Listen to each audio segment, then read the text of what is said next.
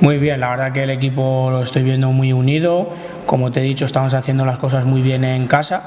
pero queremos también transmitirlo fuera de casa y a ver si a poder ser podernos traer la primera victoria para la Langreo aquí. Nada, pues lo que te he dicho antes, o sea, nosotros estamos tranquilos, tenemos la conciencia tranquila,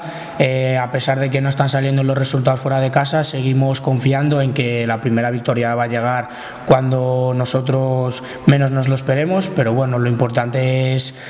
confiar en nosotros y iremos nosotros el domingo ahí a Villalbés a intentar conseguir los 3 puntos y volver de la mejor manera posible. Sí, la verdad que sí, joder, están ahí arriba por los puntos y por la dinámica que están haciendo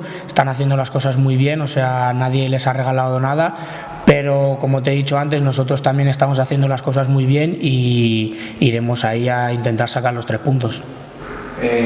sé, bueno, de conseguir la victoria el equipo se metería en playoff, no sé si en el vestuario habláis algo de eso, miráis a esa tabla clasificatoria o todavía es muy pronto. Nada, todavía es muy pronto, nosotros vamos partido a partido, o sea, no nos podemos límites, como dice nuestro entrenador, pero hay que ir con los pies en el suelo. De momento estamos haciendo las cosas súper bien y ojalá podamos seguir en esa dinámica como estamos haciendo hasta ahora.